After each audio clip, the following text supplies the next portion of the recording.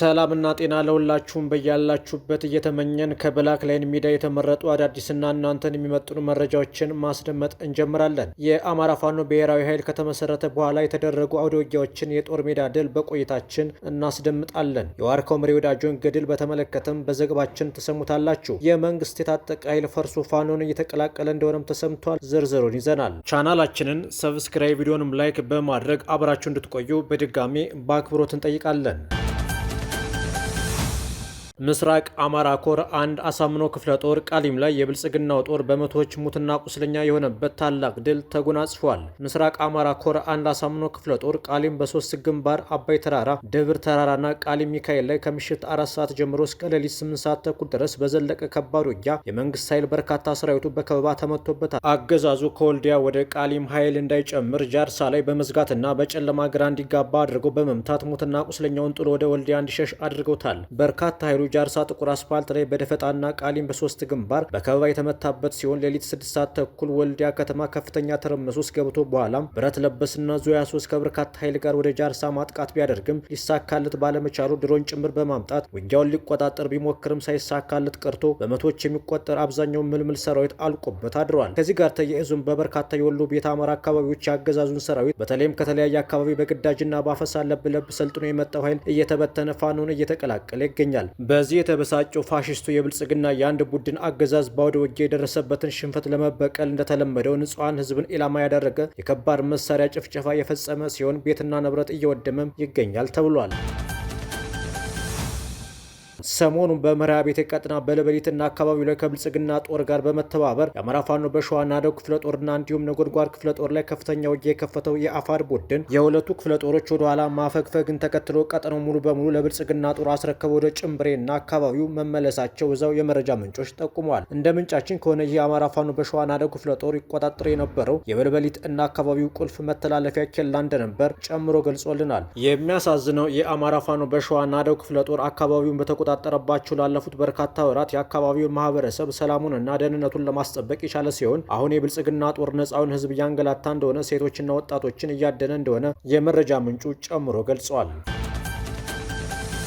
ፋኖ ዲፋክቶ መንግስት ለመሆኑ ማሳያ የሆነው የዋርካው ምሬና አረጋ ከበደ የጉዞ እቅድ እያነጋገረ ነው። አረጋ ከባህር ዳር እስከ ደሴ ደርሶ ከደሴ ወደ ኮምቦልቻ ተጉዞ ኮምቦልቻ ደግሞ ወደ ሰቆጣ ሊንቀሳቀስ ሲያስብ ሰሜን ወሎ የሞት ቀጠና መሆኑ ገብቶት የየብስ ትራንስፖርት አልጠቀምም ያለው የዛሬ ሳምንት አካባቢ ነበር። በሄሊኮፕተር ሰቆጣ ገባ። ጽንፈኛውን ኃይል በደንብ አጽድተናል። ከዚህ ቀደም ከነበረባቸው አካባቢዎች ሙሉ በሙሉ ለቋል። ጥቁር አስፋልቱን አስለቅቀን እኛ ተቆጣጥረናል። ከወረዳ ወረዳና ከቀበሌ ቀበሌ ነጻ ቀጠና ፈጥረናል ብለው ፕሮፓጋንዳ ሊነዙ አስበው የማይቻል መሆኑን ሲያውቁ በሰማይ ብረር አሉት። በየብስ ይሞከራል ብለው የሰሜን ምስራቅ እዝ ወታደር የቡድንና ነፍስ ወከፍ መሳሪያ ብረት ለበስ ፔምፒዎችን ጭምር ይዞ ለእጀባ ዝግጁ ሆኖ ነበር። አረጋ ከበደ ከኮምቦልቻ ተነሱ በባቲና በጭፍራ እንዲሁም በቆቦና በኮረም አቆራርጦ ለመጓዝ አቅዶ ተይዞለት የነበረ ቢሆንም ነገር ግን ከጭፍራ ቆቦና ኮረም ያለው መስመር በዋርካው ምሬ ፋኖች ስለተያዘ ጉዞ ተሰረዘ። በሌላ በኩል ላሊበላ ኤርፖርት አርፎ በመኪና ከላሊበላ ወደ ሰቆጣ ለመጓዝ ቢያቅድም አፋሃ አሳምነው ኮር የሚባለው የዋርካው ጦር ያለበት ስለሆነ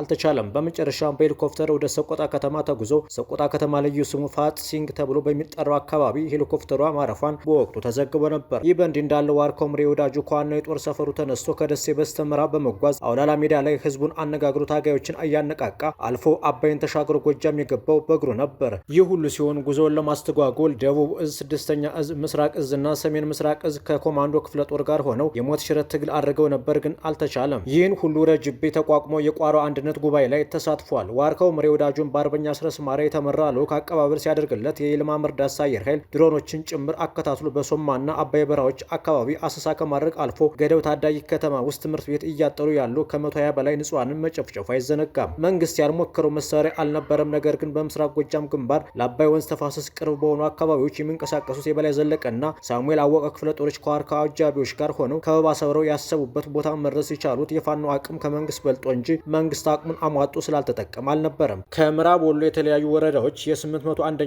ኮር ሰራዊት ወጥቶ ወደ መሃል ሳይንት ወግዲና መከነ ሰላም ተጠግቶ በረሃውን በመውረድ ወደ አባይ ወንዝ የሞርተርና ዙ 23 ሲወረውር ውሎ ቢያድርም ምንም አላመጣም። ይልቁንስ በወግዲ ግንባር የደቡብ እዙ ኮሎኔል ምክረ ምስጋናው በስናይፐር ሲመታ ሌላ 100 አለቃ ሲረሸን በሰዓታት ውጊያ አንድ ጋንታ እግረኛ ወታደርም ተሸኝቷል። በመሃል ሳይንት ግንባር የተፈጸመው ጀብዱም አይረሳም።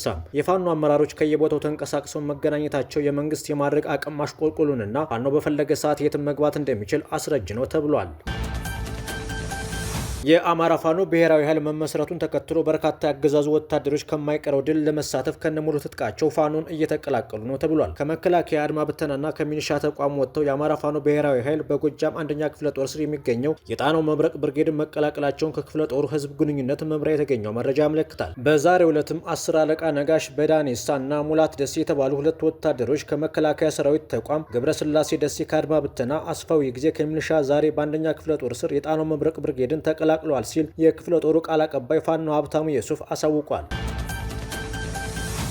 የአማራ ህዝብ ትግል በደረሰበት ከፍታ ልክ ለመቀጠል መጨከንን መለማመድ አለበት ተባለ። ከብልጽግናው አገዛዝ ጋር እየተደረገ ያለው ትንቅንቅ ሰፊ ህዝባዊ ድጋፍና ተሳትፎ ያለው በመሆኑ በእስካሁኑ ጉዞ በታጋይ መዋቅር ውስጥ የአለማጥራት ችግር ያለባቸው ግለሰቦችም አብረው እንዲቀጥሉ እድል እንደፈጠረ ይነገራል። በሂደቱ የተመዘገበውና አሁንም እየቀጠለ ያለው ድል የአማራ ህዝብ የትግል እጥፋት ዋነኛ ነጥብ ሆኗል። ይህ ድል ለህዝቡና በየአውደ ውጊያው እየመሩና እየተዋጉ ላሉ ሀቀኛ ፋኖች እንዲሁም ለትግሉ የልብ ደጋፊዎች ብቻ የተገነባ መሆን እንዳለበትም ይነገራል። በትልቁ የህዝብ እምቢተኝነት ውስጥ ግለሰባዊ ጤናቸውን ለማራገፍ የሚቋምጡ ግለሰቦች ላይ መጨከን ቀጣይ የትግሉ ግዴታ ነውም ተብሏል። በተግባሩም በሁሉም የአማራ ግዛቶች እንዲህ ባለው ስልትና የተጠመዱ ጥቂት ግለሰቦች መኖራቸው ተረጋግጧል። የትግሉ መሪ ፋኖችና ህዝቡ እንዲህ ባሉ ግለሰቦች ላይ መጨከን መለማመድ እንደሚገባቸውም በርካቶች ያነሳሉ። ትግሉ ግለሰቦችን የሚከተል ሳይሆን ግለሰቦች የሚከተሉት ደረጃ ላይ መድረሱን ብዙዎች ይስማማሉ።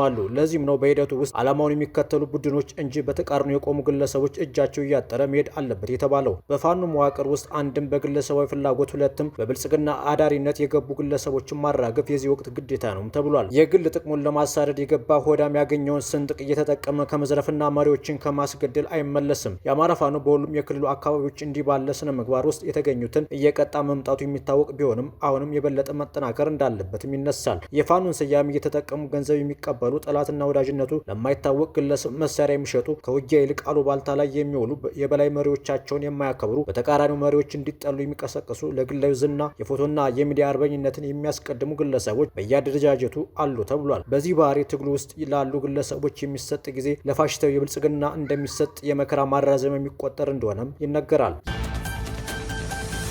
የኤርትራ ባህር ኃይል በድሮን መመታቱ ተገለጸ። ይህንን ያስታወቀው የሱዳኑ RSF የምሽት ዜና ዘገባ ነው። የሌተናል ጀነራል ሄሚቲ ዜና አውታር የሆነው RSF በዘገባው እንዳለው በዛሬው ግዳጃችን የሻቢያን ባህር ኃይል ከአልቡርሃን ትራፊዎች ጋር ቀይ ባህር ውስጥ አስጥመናቸዋል። ቀጣይ ታርጌታችን አስመራና ምጽዋ ፖርት ይሆናሉ ሲል ምሽቱን በፎቶ ባሰራጨው ዘገባ ዛቻውን አሰምቷል። በሌተናል ጀነራል ሄሚቲ የሚመራውና ሱዳንን ለሁለት ከፍሎ የራሱን መንግስት የመሰረተው የሱዳኑ ፈጥኖ ደራሽ ኃይል ሰሞኑን በተከታታይ መቀመጫውን የሱዳን የወደብ ከተማ ፖርት ሱዳን ያደረገውን የአልቡርሃን የባህር ኃይል ቤዝና የነዳጅ ማጣሪያዎች በድሮን እያወደመና ከጥቅም ውጭ እያደረገው ይገኛል።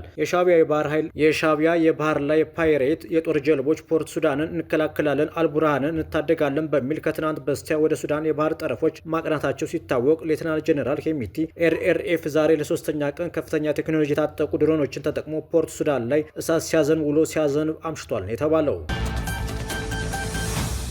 የተወደዳችሁ ቻናላችን ቤተሰቦች የዛሬ መረጃዎቻችን እነዚህ ነበሩ። ጤና ይስጥልን።